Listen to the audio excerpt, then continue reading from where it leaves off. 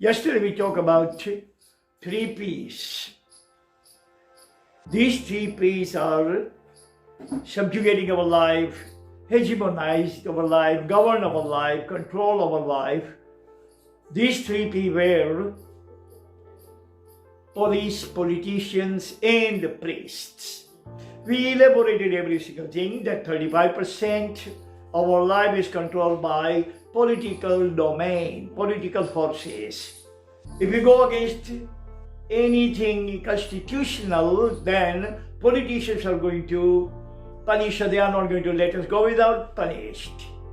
If we do anything, any kind of transgression, any kind of violence to enforcement, police, the police is not going to let us go unpunished. Third factor was priest. Equally, if we do anything wrong, transgress any of the nature of the law or the laws promulgated by the priests, if we do anything against their wishes, their volition, their saying, their intention, their gospel, their sermon, that these people are also going to blackball us from the society, from the all religious fold. They will certify us that we are not Hindu now, we are not Muslim, we are not Christian. So, life is totally under the thumb of these three P's that we discussed yesterday. Today we are going to discuss about the same subject, but one P, that is police. Police brutality has been going on in America for years, against black, against brown, against Chicanos, against migrants, against immigrants. All of us who are even immigrants from India, including ourselves, have also experienced more or less discrimination, more or less prejudice, more or less bias, more or less police brutality. But for black in America in particular, they have made their life miserable, pathetic. And we all know, you all know what happened 15 days ago to George Floyd. The policeman did not hesitate to kneel on his neck for about 9 to 10 minutes, to the extent that all his veins and vessels were all choked up. He could not even breathe. Blood circulation was all choked up, and he died in the custody. This is the worst kind of, the heinous kind of brutality that police is perpetrating upon this kind of vulnerable people, black, brown, Chicanos, minorities, these kind of people. Don't think that police brutality is going on only in America, but police brutality is everywhere in the world. First-tier nation, second-tier nation, or third-tier nation.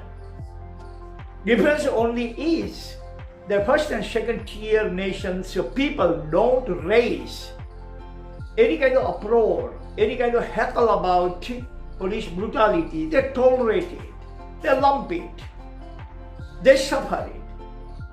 They don't complain to anyone. And even if they complain in our nation, nobody is going to support you.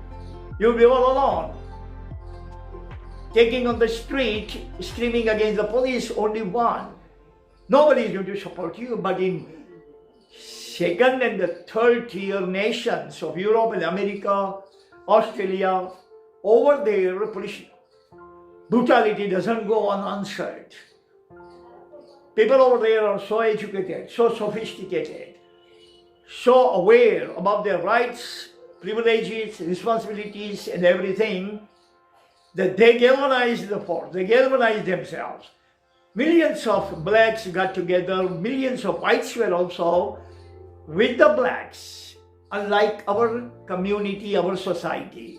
Over here, if a Hindu person is under the brutality of the police, the Muslims and the Christians, Jains and the Buddhists are not going to support him. And vice versa. If other communities are in trouble, under the police thumb, under the police weapon, under the police brutality, then other people are also not going to participate. આપણું શું? આપણને શું લાગે વળગે? આપણે આપણું કામ કરીએ. That is our mentality. So, what has been going on in America can invite by 5 different ways. This is our subject today. 5 triggers. Triggering police brutality. 5 પ્રકારના object, તત્વો, 5 પ્રકારના behavior જે police brutality, police તરફનું અત્યાચાર આપણી ઉપર લાવે છે. So now, we are going to elaborate. These 5 points. First is racism. Now, police is going to perpetrate atrocities, police is perpetrate brutality upon the person if the police is racist. If police happen to be white and the person may be black, or police may be black and the person may be white, vice versa, reciprocal, then brutal ideas and trigger of brutalities will be triggered. White police officer will seldom perpetrate brutality upon white, and black seldom perpetrate brutality upon black. So this is kind of narrow-mindedness, the box mentality, the tunnel vision.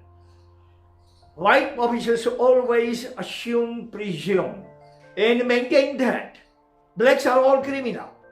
Generalize them that the black people are all criminal.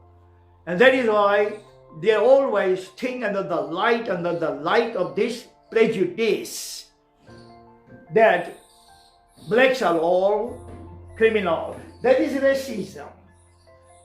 So whenever black is seen in the middle of the night, in the wee hour of night, somewhere on the road in America, white police officer will assume and presume, without having any kind of evidence, any kind of proof, any kind of documentation, that this person is walking on the street 2 o'clock in the morning, the wee hour of night, must be criminal.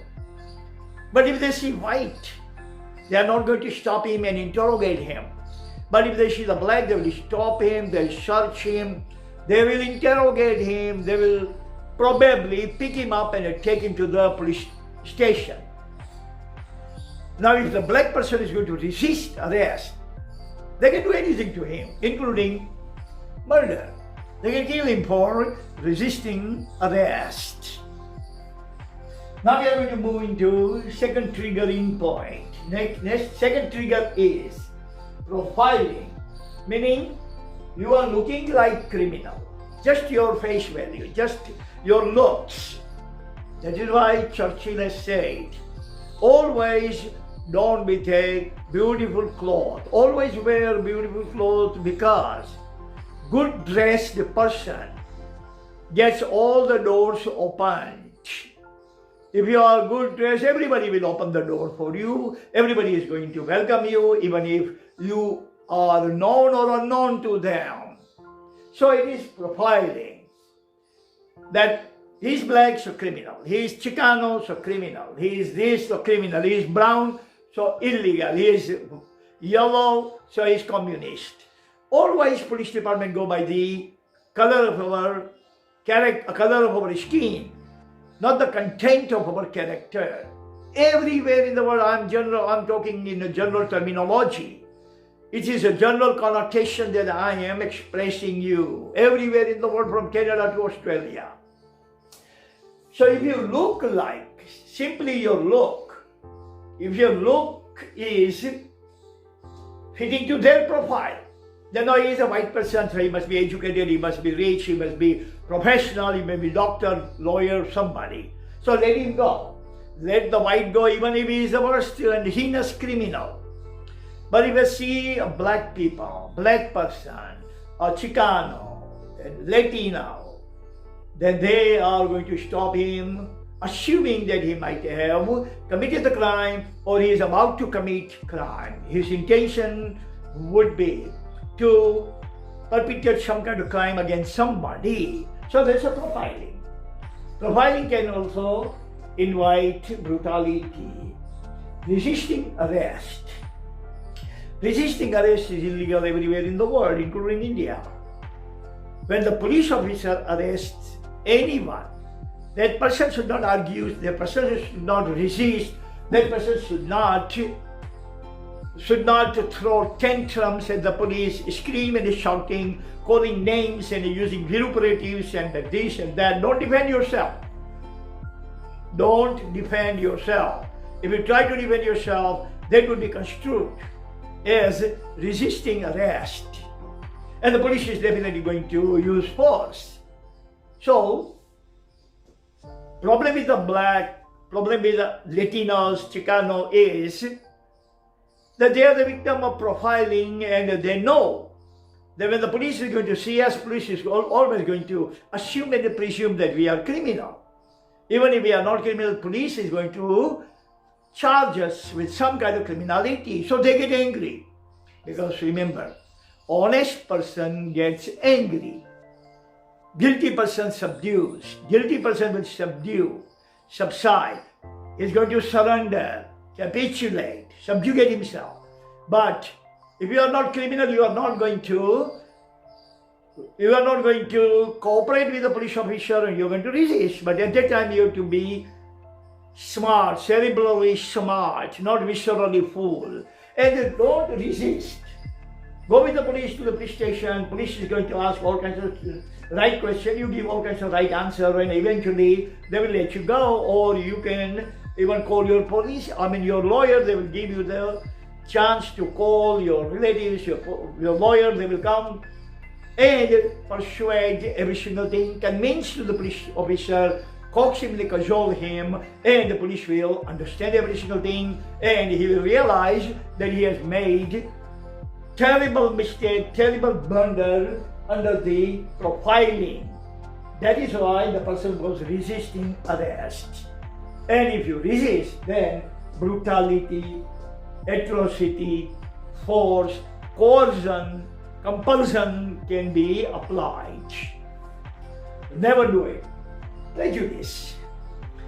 If we are prejudiced against anyone, right over there are prejudice against blacks, blacks are prejudiced against white and black both are prejudiced against Latinos, Chicanos, immigrants, migrants. Over there are so many demarcation lines. So many demarcation lines. Black people have their own domain, white people have their own existential turf, immigrants and the migrants have their othey are all living in a segmented society. Society has been segmented by the group of people. So now, if black officer sees the white, he is prejudiced. He is holding the premeditated notion. He is black, stop him. Premeditated notion. He is not going to see the character, but he is going to see the color of the skin. And that will be prejudice. Person will be arrested. Person is going to throw the tantrums, screams and shout, struggles to get out of the police, runs away. Most of the blacks do that. They run away. Even if they are not guilty, they run away due to the fear of the police. Simply the fear of the cop. They run away, and when they run away, the police is quite convinced that he is criminal and he has committed criminality. That is why he ran away.